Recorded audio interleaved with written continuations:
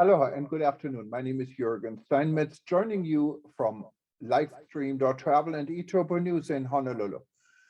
Today is March 25th, Friday, and we are going today to Panama and to the Kingdom of Eswatini.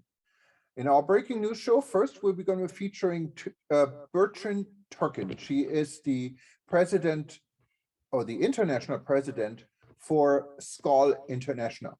SCOL is the oldest organization in travel and tourism and known for doing business with friends, exactly with more than 11,000 friends around the world. And Bertrand will explain this to her fans and participants at the Expo Tourism International in Panama today. We will go from there to the Kingdom of Eswatini, formerly known as the Kingdom of Swaziland. Eswatini is the host of the African Tourism Board, and today was the official start of the next phase for African Tourism Board, now headquartered in the Kingdom of Eswatini. So you can see high-level participants from all across Africa, hosted by the Honorable Minister Vilakazi in Eswatini, and his Prime Minister from Eswatini is also attending. You will hear Cuthbert Nkubi speaking about his vision for the African Tourism Board. And African Tourism Board is very close to our publication and to myself because we started this organization in 2017 right here from Hawaii. The AfricanTourismBoard.com was one of our websites. eTurbo News wanted to convert into a commercial site for Africa. And when this name went out there, we were approached by several people in Africa and also by Dr. Taleb Rifai, who was the former Secretary General for the World Tourism Organization. Why not help to start an African Tourism Board? So in London at the World Travel Market in 2018, we came together and we met with African tourism professionals, ministers, and other interested participants to the World Travel Market at the time. And we decided to build the African Tourism Board in 2019. Then in April at the World Travel Market in Cape Town, this was be concluded. We appointed Cuthbert Nkubi a week later as the chairman. He is still the chairman of the organization. Also, Minister Vilakazi from the Kingdom of Eswatini joined our initial lunch we invited at the Westin Hotel in Cape Town. With me at the time was Dr. Peter Talo, our co-host also and co-chairman for the World Tourism Network, and Alain Saint-Ange, who was the president of the African Tourism Board for some time. And before that, you all know him as the Minister of Tourism from the Republic of Seychelles. Also from the very beginning, our patron was Dr. Taleb Rifai, as I said, former Secretary General of Tourism, and Dr. Walter Memzebi. He was the former Minister of Tourism from Zimbabwe. And today he is a VP for our World Tourism Network. So we're kind of proud in seeing African Tourism Board now become 100% an African organization, self-leadership. So we're just here pretty much as patrons in the background, and we'll see through that African Tourism Board is well taken care of in the world. And the dream we all had is now the African dream of bringing tourism together in this continent that has 54 or 56 countries. So it's an enormous task, but tourism unites and we can all feel it today. So we're going to go to Eswatini and take a look at some of the lounge glimpses that took place this morning, their time. Thank you for joining us here at eTurbo News.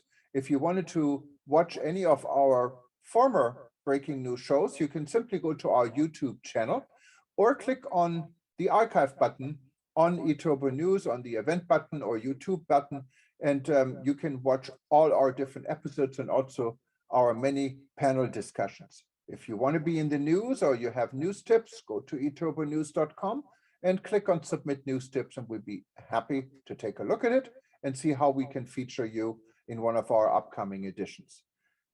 Enjoy.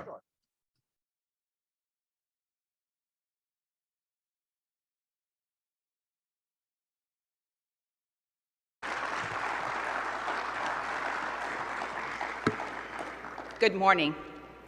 It is my honor and pleasure to be with you at the 2022 Expo Turismo Panama. I would like to first acknowledge Minister of Tourism, Mr. Ivan Eskilsson, President of the Panama Chamber of Commerce, Jose Ramon Icaza, President Expo Turismo Trade Show Committee, Ms. Monique Sant-Malo, and my fellow SCAL International Executive Board member, World Director, Annette Cardenas. Today, I'm standing in front of you as the World President of SCAL International. But some of you may wonder, what is SCAL? SCAL International is the largest and the only professional organization promoting global tourism and friendship while uniting all sectors of the tourism industry. The International Association has been founded in 1934. However, the SCAL International movement began in 1932 with the founding of the first club in Paris, promoted by the friendship arising between a group of Parisian travel agents. They were invited by several transport companies to the presentation of a new aircraft destined for the Amsterdam, Copenhagen, and Malmö flight. So SCAL has existed 9 decades now, and our first club, SCAL Paris, is celebrating their 19th anniversary in July 2022. SCAL International today has more than 12,000 members in over 100 countries and in over 320 cities. The organization entails the industry's decision makers, managers, executives who meet at local, national, regional, and international levels to do business among friends. In Latin America, the SCAL movement started in the early 60s with the involvement of the SCAL clubs of SCAL International Club Panama, Colombia, Costa Rica, Venezuela, and Peru. SCAL International has enduring partnerships and affiliations with several like-minded organizations eager to help drive global change and cooperate closely on matters of mutual interest to achieve common tourism objectives. Some of the organizations SCAL International works with closely are the United Nations World Tourism Organization, World Travel and Tourism Council, Pacific Asia Travel Association, ECPAT, The Code, International Institute of Peace and Tourism, Sustainable Travel International. At SCAL International, the key principles are doing business among friends while connecting tourism globally.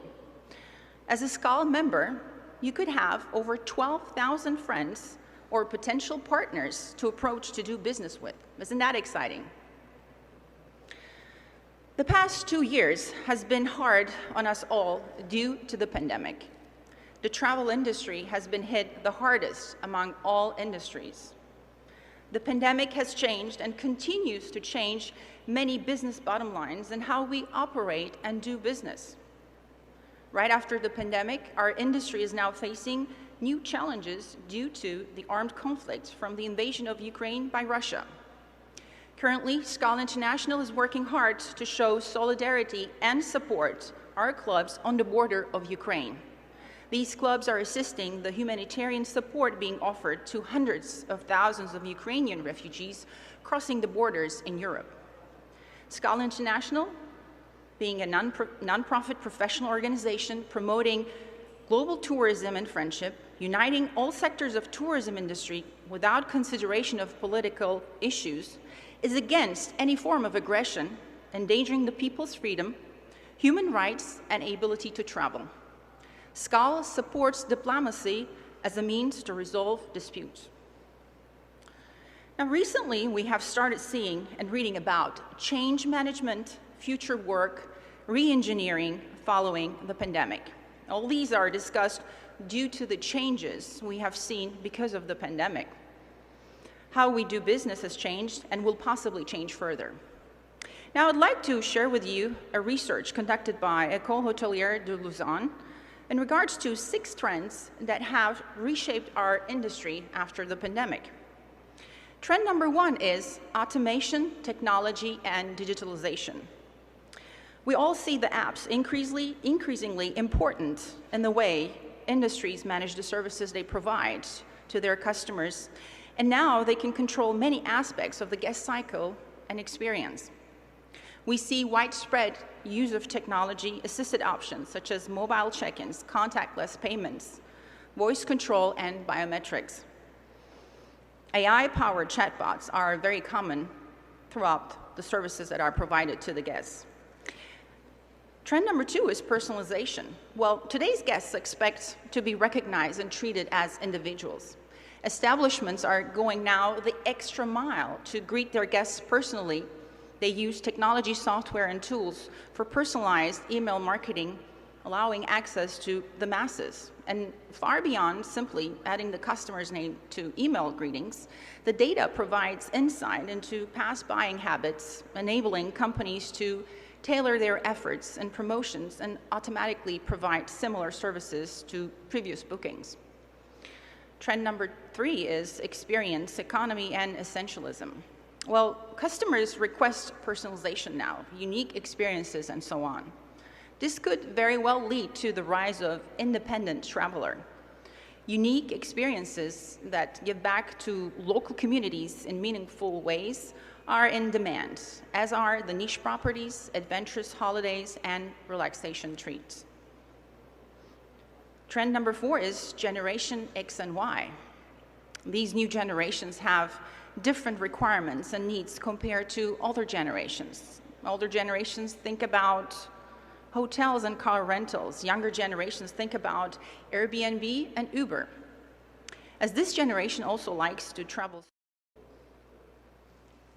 Damas y caballeros, de esta manera declaramos inaugurado Expo Turismo en el día de hoy, con el aplauso de todos y cada uno de los presentes, damas y caballeros, a quienes les agradecemos su participación.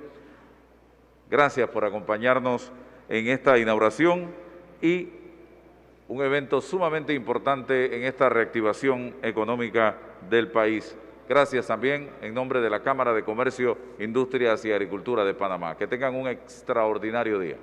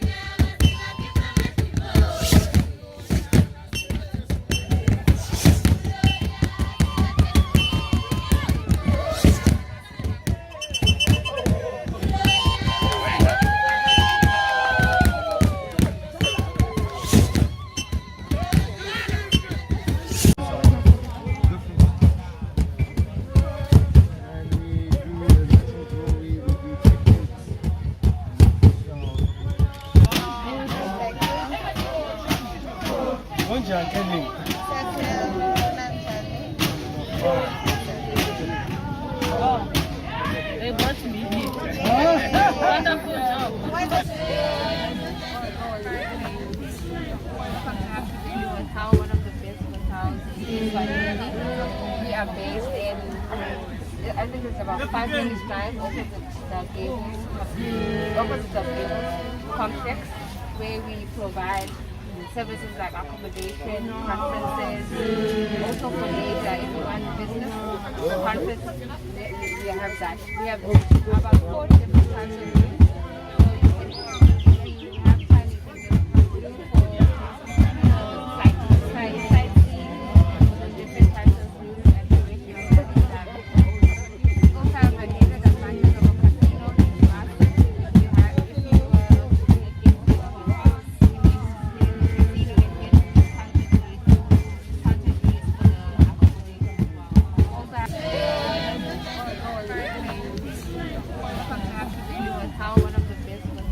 if you we are based in, I think it's about 5 minutes drive opposite the Gables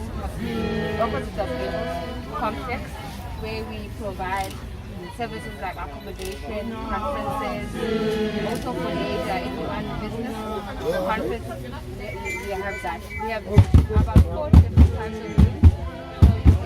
So if you have time, you can just come through for sightseeing, different types of rooms and the way you can that. We also have an added advantage of a casino to us. You have, if you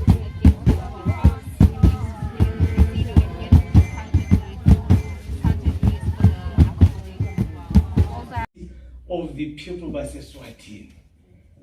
I am delighted to see each and every one of you here this evening. It has been a long day, of course, and I had the opportunity to meet and greet some of you earlier this morning during the expo as you were moving around. As we all know, the tourism sector is characterized in meetings, interacting, and mingling.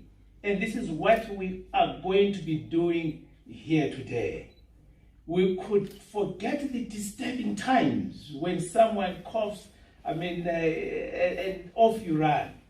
No handshakes, no hugging, and you have to keep a distance. But here we are here today. And by the grace of God, we can at least shake hands a little bit and give warmly hugs of Africa, the typical African thing. Things have returned, things are returning back to more normal, my brothers and my sisters. We as Africa, we are now beginning to see the potential of each of our mesmerizing destinations, especially if we market them as one, collectively. We are beginning to see Africa as a tourism powerhouse that can compete with other regions around the world.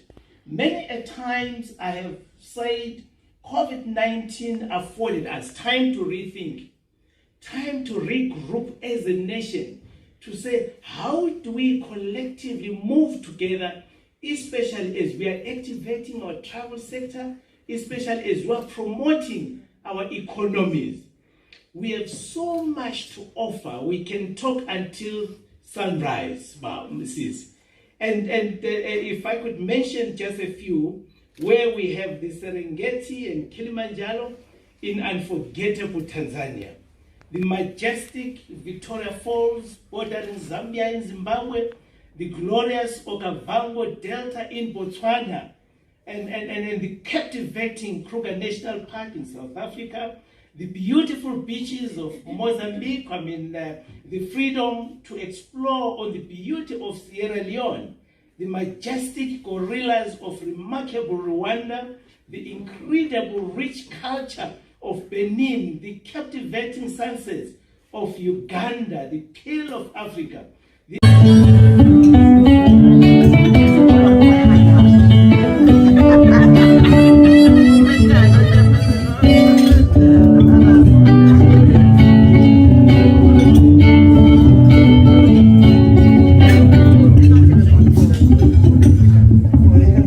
He knows it's all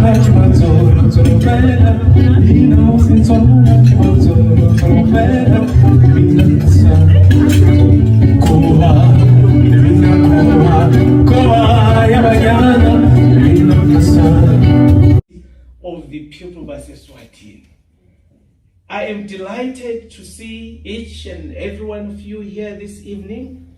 It has been a long day, of course, and I had the opportunity to meet and greet some of you earlier this morning during the expo as you were moving around. As we all know, the tourism sector is characterized in meetings, interacting, and mingling. And this is what we are going to be doing here today. We could forget the disturbing times when someone coughs, and off you run. No handshakes, no hugging, and you have to keep a distance. But here we are here today. And by the grace of God, we can at least shake hands a little bit and give warmly hugs of Africa. The typical African thing. Things have returned, things are returning back to more normal, my brothers and my sisters. We as Africa, we are now beginning to see the potential of each of our mesmerizing destinations, especially if we market them as one, collectively. We are beginning to see Africa as a tourism powerhouse that can compete with other regions around the world. Many a times I have said COVID-19 afforded us time to rethink, time to regroup as a nation, to say, how do we collectively move together, especially as we are activating our travel sector, especially as we are promoting our economies. We have so much to offer. We can talk until sunrise, Mrs.